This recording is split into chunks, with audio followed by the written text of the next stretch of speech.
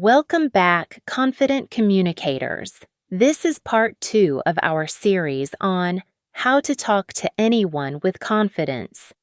In part 1, we covered conversation starters and tips to beat shyness, so check that out if you missed it. Today, let's dive into how to keep conversations flowing and master confident communication. Keeping the conversation flowing, the art of active listening and engaging questions. Starting a conversation is one thing, keeping it going is another. This is where the magic of genuine connection happens. It's not about dominating the conversation or having all the answers. It's about creating a dynamic exchange. The two most powerful tools in your arsenal here are active listening and asking engaging questions. 1. Active listening. Hear more than just words. Active listening is a superpower in communication. It means fully concentrating on what the other person is saying, rather than just waiting for your turn to speak. It involves both verbal and nonverbal cues. Nonverbal. Maintain appropriate eye contact, nod occasionally, use open body language, and lean slightly forward to show engagement. Avoid distractions like looking at your phone or around the room. Verbal. Use small verbal affirmations like, I see, right, or go on. These show you're following along without interrupting. More importantly, practice paraphrasing or summarizing what they've said to confirm understanding. So, if I understand correctly, you're saying that. Or, it sounds like you had a really challenging experience with that project. Active listening makes the other person feel valued, understood, and respected. When people feel heard, they are more likely to open up and continue the conversation. It also helps you identify new avenues for discussion, making the conversation flow more naturally. 2. Asking engaging questions. The fuel for conversation. Once you've listened actively, the next step is to ask questions that invite further discussion. Avoid questions that can be answered with a simple yes or no. These are conversation killers. Instead, opt for open-ended questions that encourage elaboration and sharing. Think of questions that start with what, how, why, tell me about, or can you explain? Instead of, did you have a good weekend? Yes or no. Try, what was the highlight of your weekend? Or, how did you spend your weekend? Instead of, do you like your job? Yes or no. Try, what do you find most rewarding about your work? Or, how did you get into your current field? Instead of, is this your first time here? Yes or no. Try, what brings you to this event today? Or, what are you hoping to get out of this conference? Follow-up questions are equally important. They show you are listening and are genuinely interested. If someone mentions they went hiking, don't just move on. Ask, oh, that sounds great. Where did you go? Or, what do you enjoy most about hiking? These questions build on what's already been said, creating a natural progression in the conversation. 3. Sharing a little about yourself, the reciprocity principle. While asking questions and listening are vital, a conversation isn't a one-way interview. You also need to share a little about yourself. This creates reciprocity and helps the other person feel comfortable sharing more. After they answer a question, you can briefly relate it back to your own experience or thoughts. For example, if they talk about their weekend, you could say, "That sounds lovely. I also had a relaxing weekend. I spent some time reading a new book." This balance of asking, listening, and sharing creates a natural rhythm. It's like a dance where both partners contribute to the flow. Don't feel pressured to reveal too much too soon. Start with light, general information and gradually share more as trust and comfort build. The goal is to find common ground and build rapport, making the conversation enjoyable for both parties.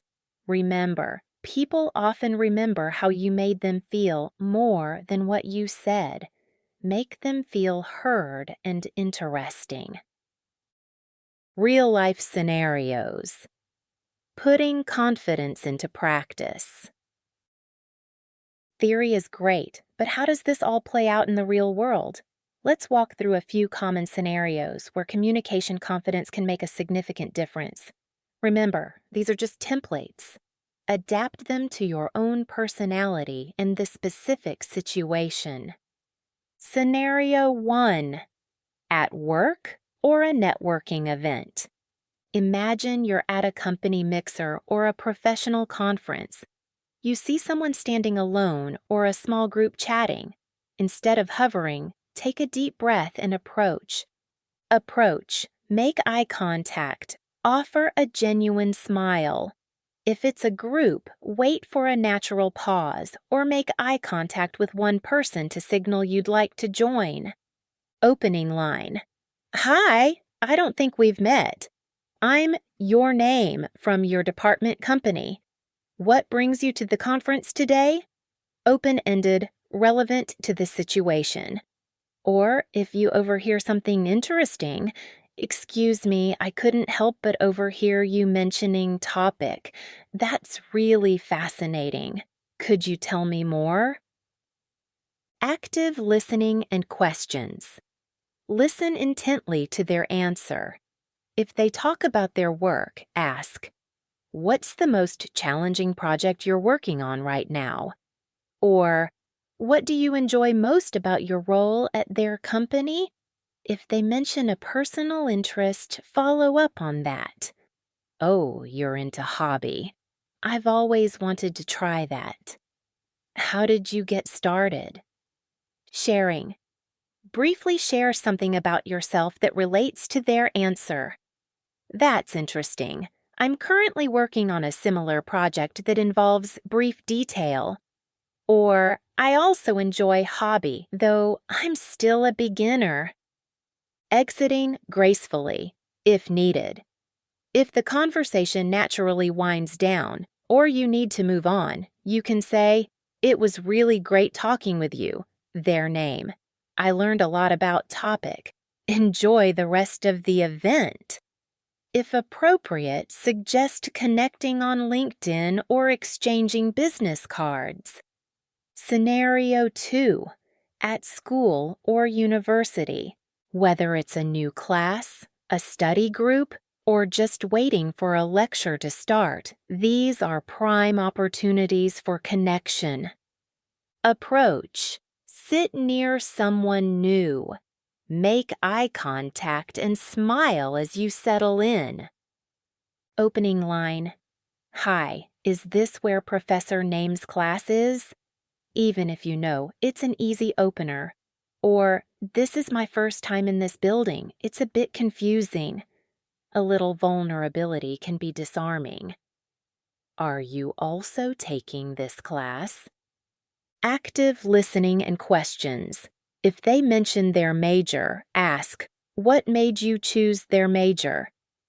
If they talk about the class, "What are you hoping to get out of this course?" Or, "Have you taken any other classes with this professor?" Sharing. "I'm your major, and I'm really interested in specific topic related to class." Or, "I'm hoping to improve my skill in this class." Building connection. Maybe we could form a study group sometime? Or, if I have questions about the homework, could I ask you? This creates a reason for future interaction. Scenario 3. Meeting new friends in a social setting, for example, a party, a club, a casual gathering. These settings are often less formal, allowing for more relaxed conversation. Approach. Look for open groups or individuals who seem approachable. Hold your drink or phone in one hand to keep the other free for a handshake or open gesture. Maintain an open posture. Opening line. Hi, I'm your name. How do you know host's name? A classic at parties. Or, this is a great party, isn't it? I love this song. Have you heard it before? Active listening and questions. If they mention a shared friend, ask about their connection. If they talk about the music or atmosphere, ask what kind of events they usually go to. What do you do for fun around here? Or, any exciting plans for the weekend? Sharing. I'm new to the area, so I'm trying to meet new people. Or, I'm always looking for new music recommendations. Deepening connection. If you find a strong common interest, suggest pursuing it together. You like hobby too?